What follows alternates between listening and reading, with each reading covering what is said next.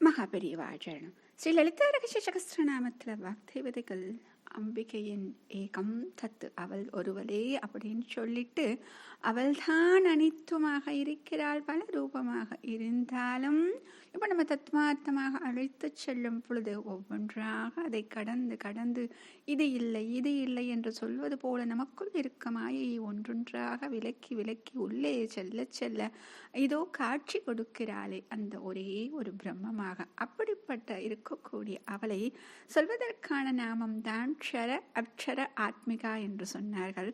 அவள் எப்படி இருக்கிறாள், எதற்கெல்லாம் ஈஸ்வரி அப்படின்னு சொல்லணும் இல்லையா? ஏனென்றால் எத்தனை முறை சொன்னாலும் அவள் மகா ஈஸ்வரி என்று சொன்னாலும் மீண்டும் மீண்டும் அவளுடைய பெருமையை சொல்வதற்கு, அவளுடைய லீலையை சொல்ல வேண்டும் என்றால் இந்த ஈஸ்வரி என்ற நாமம் வந்துதான் தீர வேண்டும் இல்லையா?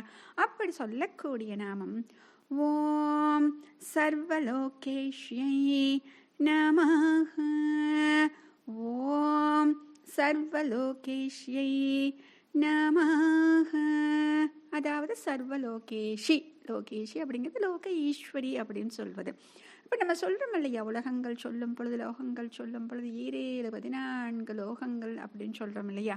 அப்போ எல்லா லோகத்திற்கும் ஈஸ்வரியாக இருந்து தான் நினைத்தபடி இங்கே இருக்கக்கூடிய ஜீவன்களாக இருக்கக்கூடிய அத்தனை உயிர்களையும் இவள் ஆட்டி படைக்கிறாள். ஏனென்றால் மாயையாகவும் இவள் தான் இருக்கிறாள் என்று பார்த்தோம் இல்லையா? அப்படி மாயையாக இருந்து இந்த ஜீவனை அதற்குள் சிக்க வைக்கிறாள்.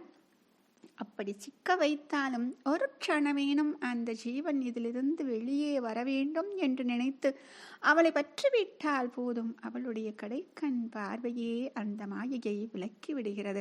அப்படி தனக்காக தன்னை பற்றி கொண்டது ஜீவனை அப்படியே அழைத்து செல்கிறாள் இல்லையா?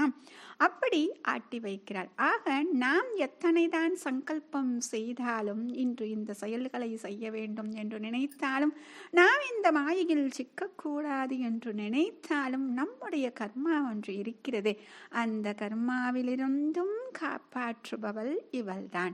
ஆக இந்த மாயை கர்மா என்ற இரண்டையும் தாண்டி அவளை அடைய வேண்டும் என்றால் அவளை இறுக பற்றி கொள்ள வேண்டும். அதற்குத்தான் சத் சங்கங்கள், சத் விஷயங்கள் என்று இந்த 5 புலன்களையும் கொடுத்தார். இந்த 5 புலன்களின் மூலமாக நீ என்னை வந்து சேரலாம் என்று இந்த ஜீவனுக்கு அழகாக ஒரு வழியையும் காண்பித்துவிட்டு கூடவே மாயை என்ற ஒரு கவர்ச்சியையும் காண்பித்து வைத்தார். ஆக இந்த புலன்கள் என்ன செய்தது? அந்த மாயையின் கவர்ச்சியில் சிக்கிவிட்டு இந்த 5 புலன்களின் மூலமாக அவளை ஆட்கொள்ள வேண்டும், அவளிடம் சென்று இறைஞ்ச வேண்டும், அவளை பிரார்த்தனை செய்ய வேண்டும், அவளை பற்றி கொள்ள வேண்டும் என்ற விஷயங்களே மறந்து விட்டது.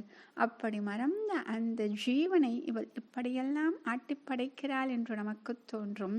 மீண்டும் மீண்டும் பல பிறவிகளை கொடுக்கிறாளே என்று நமக்கு கோபம் கூட வரும். ஆனால் அத்தனை பிறவிகளை கொடுத்தாலும் அவள் காத்து கொண்டுதான் இருக்கிறாள். எந்த பிறவியில் இந்த ஜீவன் இந்த மாயையை விட்டு ஏதோ ஒரு புண்ணிய காரியத்தை செய்து அந்த புண்ணிய காரியத்தால் ஒரு நல்ல பிறவி கிடைத்து அந்த நல்ல பிறவியில் நம்மையே நினைத்து எப்பொழுது இவளை ஆட்கொள்ளலாம் என்று பார்த்து கொண்டே இருக்கிறாள் இல்லையா? அப்படியெல்லாம் நம்மை ஆட்டி வைக்கக்கூடியவனால், அதனால தான் சர்வலோகேஷி அப்படி என்று சொல்லப்படுகிறார். மகாபெரியவா சரணம்.